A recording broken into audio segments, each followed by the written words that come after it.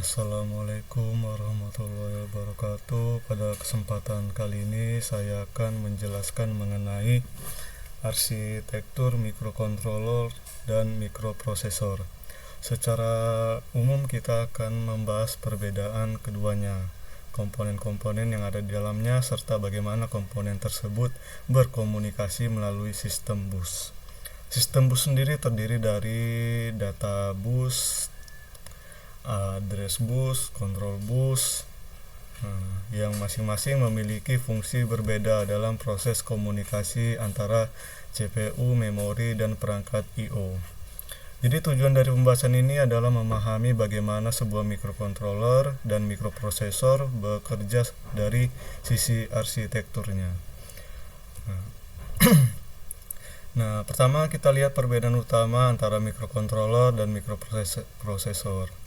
Mikrokontroler menggunakan konsep all-in-one, artinya dalam satu chip sudah terdapat CPU, RAM, flash atau ROM.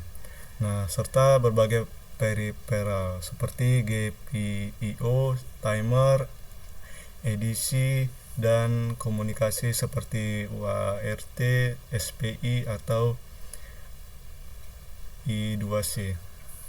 Karena banyak komponen sudah terintegrasi, mikrokontroler memiliki ukuran yang lebih kecil, konsumsi daya yang relatif rendah, dan biaya yang lebih murah.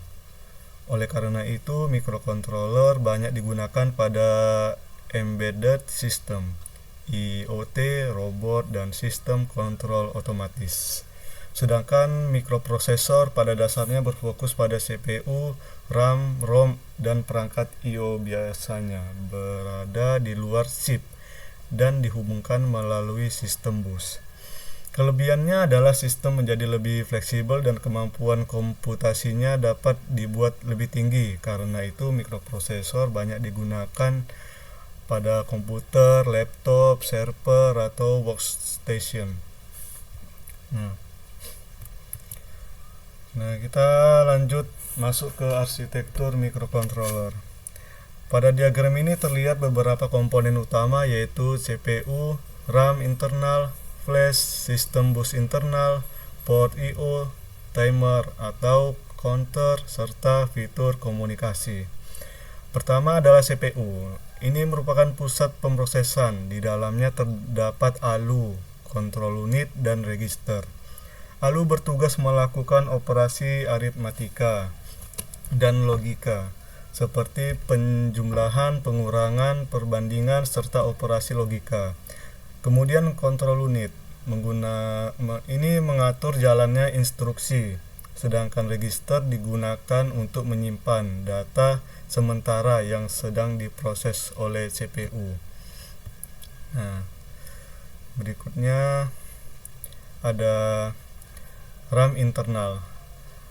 RAM digunakan untuk menyimpan data sementara ketika program sedang berjalan, misalnya nilai sensor, variabel, dan hasil perhitungan.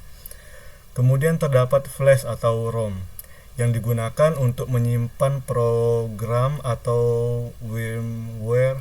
Jadi secara sederhana, flash menyimpan program, sedangkan RAM menyimpan data sementara. Nah, begitu. Selanjutnya adalah sistem bus internal. Nah, bus ini menghubungkan CPU dengan memori dan peripheral. Terdapat 3 jenis bus utama. Yang pertama adalah data bus, yaitu jalur untuk membawa data. Yang kedua adalah address bus, yang digunakan untuk menentukan lokasi atau alamat data yang ingin diakses. Nah, yang ketiga adalah control bus, yang membawa sinyal pengendali seperti perintah membaca atau menulis data. Nah, agar lebih mudah dipahami, kita bisa menggunakan analogi. Address bus adalah alamat tujuan, data bus adalah kendaraan yang membawa barang, sedangkan control bus adalah aturan yang mengatur proses pengiriman tersebut. Nah, selain CPU dan memori, mikrokontroler juga memiliki berbagai peripheral.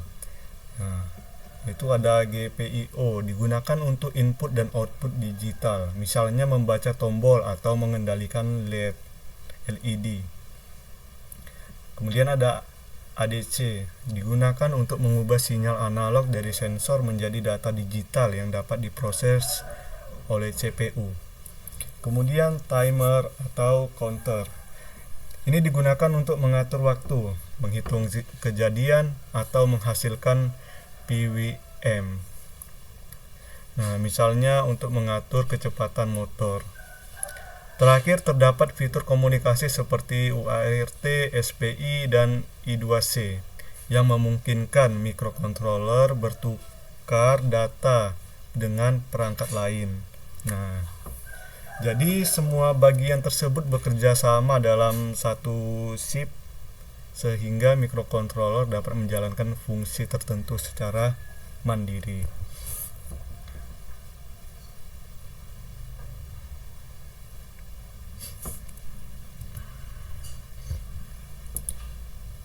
Nah, selanjutnya adalah arsitektur mikroprosesor. Berbeda dengan mikrokontroler, pada mikroprosesor sebagian besar komponen pendukung berada di luar chip.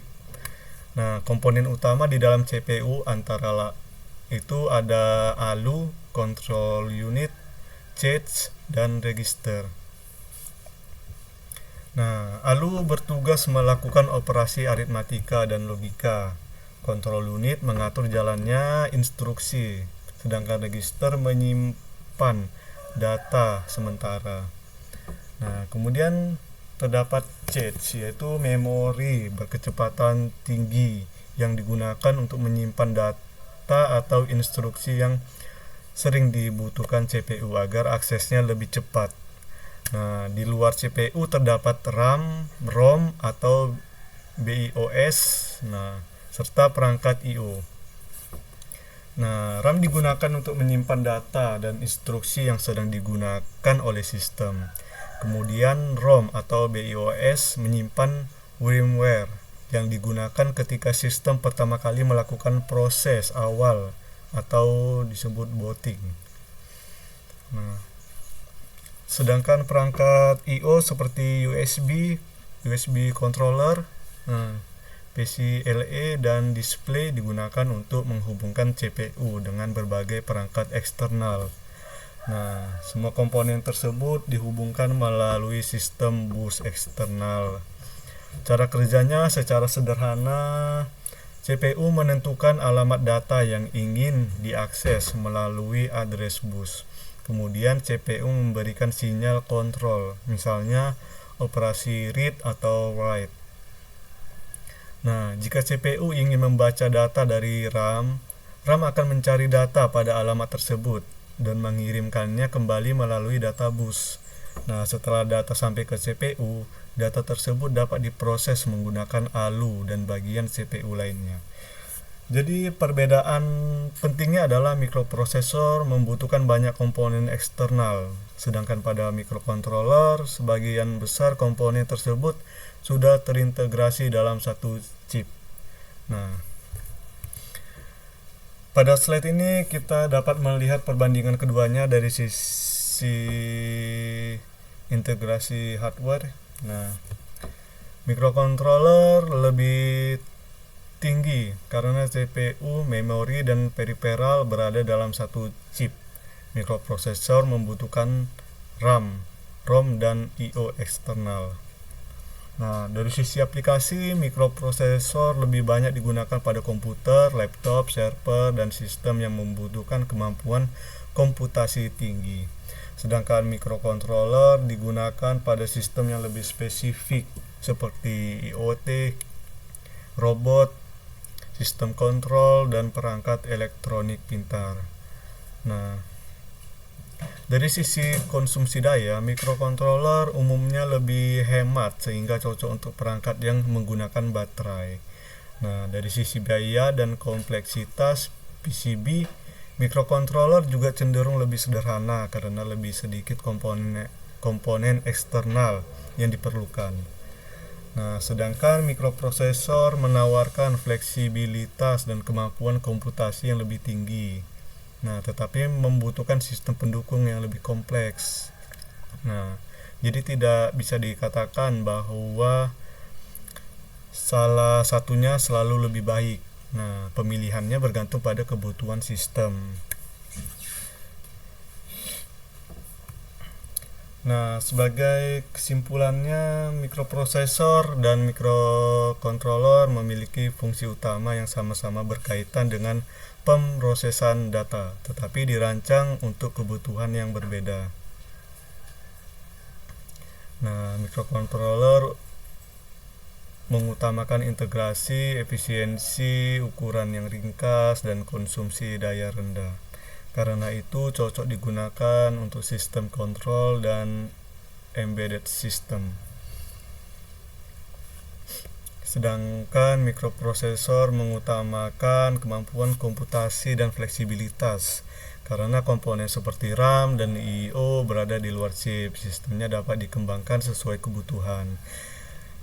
Kita juga sudah memahami bahwa komunikasi antara CPU, memori, dan perangkat I/O dilakukan melalui 3 jenis bus yang sudah kita bahas tadi, yaitu address bus menentukan lokasi, data bus membawa data, dan control bus mengatur proses komunikasinya.